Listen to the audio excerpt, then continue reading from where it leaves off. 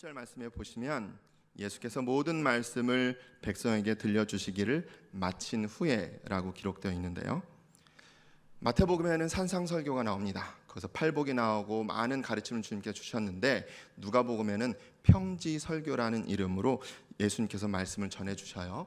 그 말씀을 가만히 보면 그 핵심 내용은 뭐냐면, 자비로우신 하늘 아버지처럼 너희도 자비로운 자가 되라. 자비의 메시지입니다. 하나님 아버지가 어떤 분인지를 가르쳐주고 계시고요, 그러니까 우리도, 자녀된 우리도 그렇게 해야 된다라는 명령, 그 두 가지를 가르쳐주고 계십니다. 오늘 예수님은 두 명의 생명을 살려주세요. 예수님께서 하시는 이 행동들은 앞서 평지설교란 이름으로 하신 자비하신 하나님처럼 너희도 자비하라는 내용처럼 예수님이 직접 자비하신 삶이 무엇인지를 보여주고 계신 실천입니다. 예수님 항상 그러셨어요. 말씀을 전하신 후에 그것을 반드시 실천하는 행동에서 기적을 일으키시고 놀라운 일들을 일으키십니다. 말씀의 적용입니다. 이 생명을 살려내시는 그것을 통해서 그 개인뿐만 아니라 그와 함께 하고 있는 가정, 가족, 지역, 공동체가 놀라운 은혜를 받고 큰 자비를 얻게 되는, 경험하게 되는 것을 우리는 말씀을 통해서 볼 수가 있습니다. 함께 그것을 살펴보실까요? 2절에 보시면 엄청난 칭찬을 들어요. 유대인들에게 평판이 좋습니다. 그래서 이름 정도 얘기하면 다 알만한 그러한 사람 같은데, 이 누가복음의 저자인 누가는 일부러 이름을 밝히지 않고 그에게 집중될 것을 기대하지 않고 어떤 백부장이라고 그냥 일반적인 이름으로 소개를 합니다. 근데 그 이름으로 소개된 이 내용은 너무나 이례적인 사건이에요. 인류 역사에 이런 일이 몇 번 있을까 말까, 혹시 더 있다면 위인전으로 혹은 회자되는 이야기로 이야기될 것입니다. 이 사람은 직업이 군인이에요. 백부장입니다. 군인 무엇입니까? 당시 로마가 이 히브리 민족을 지배하고 있는, 수많은 나라를 지배하고 있는 이 시대에 군인이라고 한다면 정복하는 일을 담당합니다. 쳐들어가서 그곳을 싹 다 교통정리를 하고, 달려드는 사람이 있다면 그냥 다 죽이는 그런 역할이 이 식민 정부 아에서의, 그 제국 안에서의 군인의 역할일 것입니다. 그러므로 보통은 그 당시에 노예라고 하는 것은 물건처럼 사고 파는 존재죠. 인격이나 그런 것이 있지를 않다고 생각하는 존재입니다. 그런데 그냥 그렇게 사고 파는 노예가 아니라 군인이라고 한다면 쳐들어가서 쓸만한 사람 있으면 그냥 끌고 오면 노예가 되는 거예요. 그게 일반적인 상황입니다. 근데 오늘 이 이야기에 보면은 예수님께 찾아온 사람들이 있었습니다. 유대인 장로들입니다. 그리고 얘기하죠. 백부장이 어떤 일들을 우리에게 했습니다. 이러한 사람인데 도와주셔야 되지 않겠습니까? 라는 아주 강력한, 은근한 압력을 예수님께 행사합니다. 속으로는 예수님 나왔지만은 이 유대인의 장로들은, 우리들이 이런 장로들 딱 그 유대인 사회에서의 높은 입지를 가진 사람들이 청년한테 와서 이런 사람인데 너 이런 거 해야 되지 않겠느냐라는 말을 아주 정중하게, 그렇지만 강력하게 요구를 하고 있는 것입니다. 전해들은 백부장 어떻습니까? 어떻게 묘사되고 있습니까? 예수님이 자기 집에 들어오는 것 감당하지 못하겠다는 거예요. 생각해 보십시오. 예수님은 딱 까놓고 얘기해서 30살 먹은 노숙자일 뿐입니다. 재력도 없고요, 정치적인 세력도 없고요, 아무런 능력이 없는 그런 젊은이일 뿐이에요. 그것도 그냥 젊은이가 아니라 내가 정복한 그 지역에 있는 젊은이, 아무런, 그냥 내가 칼 들고 그냥 죽여도 아무런 누구도 말을 할 수 없는 그러한 권력을 가지고 있는 백부장, 그리고 그 앞에 있는 30세 먹은 젊은이. 근데 그 젊은이가, 노숙을 하는 젊은이를 이 대궐과 같은 자기 집에 들어오는 것을 나는 감당하지 못하겠습니다 얘기하는 거죠. 그리고 자신이 주님 앞에 나오는 것, 그것 감당하지 못하겠습니다. 이게 상상할 수 있는 일입니까? 상상할 수 없습니다. 그리고 그 백부장은 그렇게 노예로 끌려온 그 하인이 아프니까, 죽을 병에 걸려 있으니까 너무나 마음 아파하는 거예요. 이것도 상상할 수 없는 일입니다. 저는 이걸 보면서 예전에 제가 봤던 사극 한 장면이 떠올랐습니다. 어둑어둑한 밤이 되었어요. 나이가 많이 드신 대감마님이 부릅니다. 마당새야 이리 오너라. 하루 일을 다 마친 마당새가 대감마님 부르셨습니까? 라면서 앞에 넙죽 엎드려서 있습니다. 대감마님이 얘기하죠. 자, 네 평생 동안 이 나이들은 이 나를 봉양하고 섬긴 너를 위해서 내가 할 수 있는 것은 이것밖에 없구나 라고 하면서 종이 하나를 들죠. 노비문서입니다. 옆에 화롯불에다 떨어뜨립니다. 그것을 본 순간 그 하인은 뭐라고 얘기합니까? 대감마님, 제가 짐승보다 못한 존재로 태어났지만 이제는 사람으로 죽을 수 있는 기회를 허락해 주심 너무너무 감사드립니다 라고 이야기하게 되죠. 이 백부장과 주인의 사랑 이야기, 쉽게 얘기하면 그런 이야기 아니지 않겠습니까? 이들이 나눈 이 사랑, 당신은 넘을 수 없는 이 사회적 계급과 신분, 그것을 뛰어넘는 놀라운 이야기. 이 누가복음을 쓴 누가는 백부장과 종의 이야기를 통해서 무엇을 이야기하고 싶은 것일까요? 모두가 알만한 백부장의 이름도 이야기하지 않으면서 무엇에 포커스를 두고 이야기하고 싶은 것일까요? 저는 이 말씀을 보면서 그렇구나.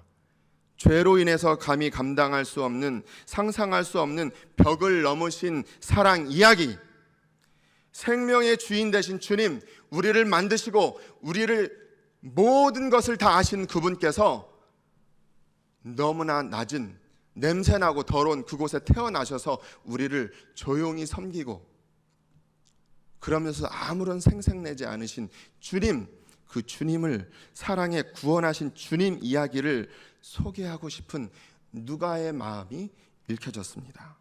그런데 예수님은 이 모든 상황들을 가지고 한마디로 설명하시죠. 한마디로 정의하십니다. 이 백부장이 한 이 모든 것들을 딱 한 단어로 정의하고 계십니다. 9절에 보시면 믿음이라고 주님께서는 말씀하고 계시죠. 오늘날 우리가 이야기할 때 믿음이라고 얘기하는 것, 무엇을 보고 우리가 믿음을 얘기한다 할 때는 그것과 예수님이 얘기하시는 그 믿음이 좀 다른 것 같아요. 다른 것 같습니다. 그 예수님이 말씀하시는 믿음, 그것은 두 단어로 정리할 수 있습니다. 사랑, 그리고 사랑으로 인해 한 일, 업적, 그것입니다. 사랑이라는 그 마음뿐만 아니고 그것이 어떤 식으로 실천되고 드러났느냐, 그것까지로 포함해서 예수님 한 단어, 그것이 믿음이다 얘기하고 계십니다. 먼저 2절에 보시면 백부장이 병들어 죽게 되어 있는 종을 사랑하고 있다고 말합니다. 도대체 어떤 식으로 해야 사랑하고 있다는 표현을 할 수 있을까요? 철저한 신분제, 그리고 이 식민지 사회에서 도대체 어떻게 해야 사랑한다는 말을 쓸 수 있을까요? 얼마나 보살펴주고 그를 도와주었길래 이런 말을 할까요? 7절 8절에 보시면 백부장이 왜 안 하는지 앞서 말씀드린 것처럼 표현되고 있는데요. 그 표현을 잘 보면은 백부장은 겸손과 순종이 무엇인지 아는 사람이구나. 하나님에 대한 사랑, 그것이 아니면 결코 이러한 고백들, 이러한 표현을 할 수가 없습니다. 하나님을 만난 사람이 아니라면 이런 말을 할 수가 없는 거예요. 그런데 생각해 보십시오. 유대인도 아닙니다. 부모님도 성경이나 하나님이나 율법을 모르는 존재입니다. 그런데 어떻게 하나님을 만났습니까? 당시에는 우리가 각 사람마다 성경책이 있고요, 핸드폰을 열면 성경을 들을 수 있고 읽을 수도 있고 볼 수 있는 그런 시대가 됐지만, 이 시대에는 그 마을 전체에 성경책 한 권 있는 사람 찾을 수가 없는 시대입니다. 유대인들도 회당에 가야 겨우 말씀을 들을 수 있는 거예요. 그런데 어떻게 이방인인 이 백부장이 하나님을 경외하는 마음을 갖고 있을까요? 오늘 말로 말하자면 성경 한 번 읽은 적도 없고 교회 한번 나와본 적도 없는 사람이 하나님에 대한 두려움으로 하나님 믿는 사람들을 섬기고 있는 삶을 살아가는 거예요. 목숨을 바쳐 그들을 도와주고 있는 것입니다. 생각해 보십시오. 이 백부장이 하는 일들, 이 총독이 알게 되면 어떻게 됩니까? 너 어떻게 과연 그럴 수 있느냐? 그렇게 하다가 반란이 일어나고 우리를 얕보면 어떻게 되느냐? 라고 징계를 먹지 않을까요?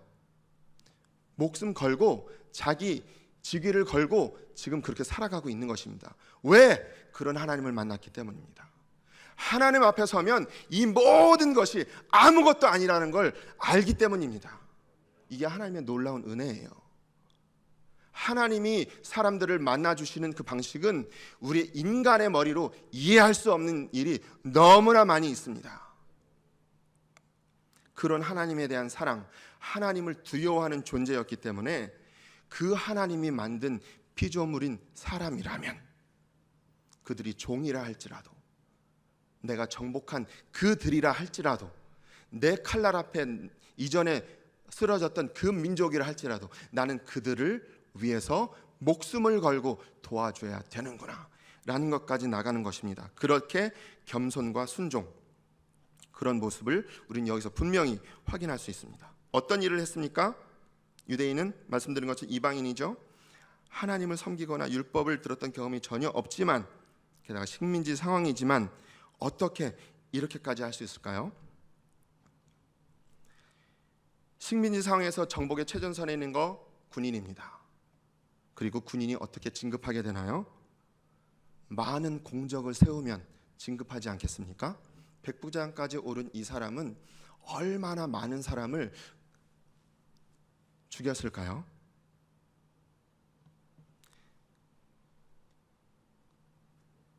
그런데 그 앞에 이 백부장의 이 안타까운 사연을 전해주고 있는 사람들은 사내들인 공의회원들 혹은 유대인의 왕, 대제사장들, 바리새인, 서기관, 율법 교사들, 이들의 태도와는 너무나 다른 이 백부장의 모습을 우리는 만나게 되는 것입니다. 이들은 너무나 달랐어요. 예수님에 대한 태도도 달랐고 하나님에 대한 태도도 달랐고 그 사람들에게 대한 태도도 달랐습니다. 그렇기 때문에 예수님께서는 그 백부장을 보시면서 그것이 믿음이고 그것이 내가 찾는 믿음이고, 그렇지만 그 믿음을 이스라엘 어디서도 찾을 수가 없구나. 얼마나 안타까워하실까요? 하나님께서 율법을 주시고 그 사랑을, 삶을 살아라, 그렇게 섬겨라, 그렇게 하나님을 두려워하는 백성으로 살아라 라고 했는데 하나님은 두려워하기는커녕 사람들을 무시하고 사람들을 팔아넘기는 그러한 삶을 살고 있는 유대인들의 모습을 보시면서 얼마나 마음이 아파하실까요? 그것이 지금 첫 번째 그려지고 있는 이 백부장의 모습을 통해서 하나님께서 우리에게 하시는 말씀입니다. 두 번째 이야기는요, 극명한 대비가 나타나고 있는데요. 자, 이쪽에는 생명의 주님이 계십니다. 생명의 주님, 예수님, 그리고 그와 함께한 제자, 그리고 많은 무리들이 성을 향해서 나아가고 있습니다. 또 이쪽에 생명이 떠나버린 과부의 아들, 그도 역시 많은 무리와 함께 매장지, 성박 매장지로 나아가고 있습니다. 그 두 무리가 점점 다가오고 있습니다. 그 다가오면서 만나게 되는 생명과 죽음, 서로 다른 방향으로 나가는 그 무리가 딱 만나는 그 시점에 12절에 한글 번역에는 나와 있지 않지만 헬라어 번역에는 이 누가가 이렇게 이야기합니다. 보라! 보라! 헬라어로는 이두! 이렇게 소리치고 있는 겁니다. 생명과 죽음이 만나는 그 딱 현장, 어떤 일이 일어나는지 보라! 이렇게 얘기하는 거죠. 생명을 가진 우리 빛의 자녀들이 이 죽음 가운데 살아가는 이들과 만날 때 보라! 어떤 일이 일어난지 분명히 주목하라고 누가는 선포하고 있는 것입니다. 이제 이 생명의 주님, 죽음의 십자가로 나아가는 그 하나님의 아들, 이제 이 죽음에서 이제는 생명으로 돌아올 이 과부의 아들, 14절에 보시면은 예수님이 관에 손을 대셨다는 표현이 나오는데요, 이 관이라고 번역된 헬라어가 소로스입니다. 신약 성경에서 단 한 번만 사용된 단어인데요, 이게 우리가 아는 그 관이 아니에요. 나무나 이런 걸로 짠 그 관이 아닙니다. 무엇이냐면 판때기 같은 들것 같은 판 위에다가 그 시신을 똘똘똘 수위로 말아서 얹어 놓은 것을 소로스라고 그럽니다. 인도에서 그런 것을 많이 봤는데요. 인도에서는 사람이 죽으면 나무 들것에다가 죽은 사람을 이렇게 똘똘 수위로 말아가지고 꽃을 이렇게 뿌려가지고 들고 갑니다. 매장지까지. 그래서 겐지스강에 가서 장작에다 올려놓고 불을 태웁니다. 마치 그런 것처럼 이 젊은이의 시신은 들것에 올려져서 그 죽은 모습이 보이는 채로 지금 무리들과 함께 오고 있는 거예요. 주님께서는 그것을 멀리에서부터 보십니다. 그래서 무엇을 보셨을까요? 예수님이 그 모습을 보면서 가장 먼저 들어오신 장면은 그 옆에 울고 있는 슬퍼하는 과부된 그 청년의 어머니. 저는 기도하면서 이 장면을 보면서 너무나 마음이 아팠어요. 그리고 또 어떤 장면과 이에 묵상이 되어졌냐면 이 무리에게 다가오는 청년 예수님, 시신으로 나오는 청년, 그 두 청년이 만나게 되는 것, 과부를 보시고 불쌍히 여기시는 주님과 십자가에서 과부로 지낸 어머니 마리아를 보시는 것, 이것이 겹쳐졌습니다. 누워있는 시신은 12절에 나온 표현대로 한 어머니의 독자라고 표현되어 있고요, 예수님은 하나님의 독생자이십니다. 예수님이 돌아가셨을 때에도 마리아 어머니를 필두로 해서 수많은 사람들이 그 곁을 따라서 같이 나오게 될 것입니다. 그 같은 길을 걸어가서 예수님이 계신 그곳으로 나아가게 될 것입니다. 바로 그 장면, 사망을 이기신 주님이 지금 청년의 어머니를 보시며 불쌍히 여기사 울지 말라. 제일 처음 하신 말씀, 울지 말라. 예수님 눈에는 그 울고 있는 과부 어머니만 보이는 거예요. 사망을 이기신 주님, 그렇게 말씀하십니다. 십자가에서 주님이 하신 말씀, 여인이여 아들이니이다, 아들이니이다. 홀로 되신 어머니, 위로하시는 예수님, 지금 이 순간에 예수님은 과거와 현재와 미래를 이미 다 알고 계신 그 예수님께서는 십자가에서 하실 말씀 지금 하고 계신 거예요. 울지 말라, 여인이여 울지 말라. 그리고는 뚜껑이 없기 때문에 사망이 지배해버린 그 시신을 다가오시죠. 그리고 바라보고 계십니다. 그리고 예수님께서는 바로 그 시신이 누워있는 들것을 확 붙잡으십니다. 그리고 명령하십니다. 일어나라! 일어나라! 지금 우리에게 주님이 하시는 명령입니다.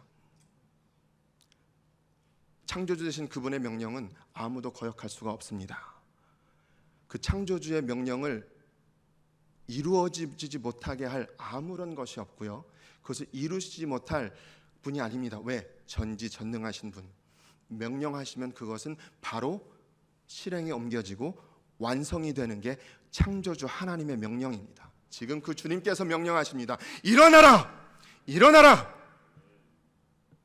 너의 사망과 같은 자리, 절망과 끝없는 터널과 같은 자리에서 일어나라! 우리 한번 자신의 영혼에게 명령해 볼까요? 내 영혼아 일어나라! 일어나라! 에스겔 골짜기에서 울렸던 음성입니다. 사망을 당한 마른 뼈들아 일어나라! 주님의 군대여, 주의 강한 용사여 일어나라. 주님께서 우리를 강한 용사라고 말씀하십니다. 주님의 일을 위해서 일어나라 말씀하시는, 왜? 우리의 능력, 우리의 모든 것이 아니고 주님께서 함께 하시기 때문에, 주님의 일이기 때문에 일어나라! 내가 너와 세상 끝날까지 함께하리라. 주님 약속하셨습니다. 아멘. 말씀 맺겠습니다. 오늘 주님께서 죽어가는 사람을 살리셨습니다. 또한 이미 죽은 이를 살려주셨습니다. 22절에 죽은 자가 살아나며 언급하신 것처럼 주님의 사역을 통해 가족과 공동체 모두에게, 그리고 그와 함께한 모든 이들이 하나님께 영광을 돌리는 일, 하나님의 큰 자비가 그곳 가운데 임했습니다. 왜? 거룩하시고 자비하신 하나님께서 자비하신 것처럼 너희도 자비하라. 내가 이렇게 자비한 것이 무엇인지 보여주겠노라. 이미 죽어가는 이들을 향해서, 이미 죽은 이들을 향해서 주님은 생명을 선포하십니다. 일어나라고 선포하십니다. 왜? 주님께서 생명이시기 때문입니다. 주님을 통해서만이 길이요 진리요 생명의 역사가 있기 때문입니다. 부활과 생명의 역사, 주님을 통해서 일어납니다. 아멘. 우리가 주님의 이름으로 구하면 주님께서 역사하십니다. 그러한 역사가 오늘 이곳 함께 예배하는 모든 분들에게 충만하게 임하시기를 간절히 바랍니다.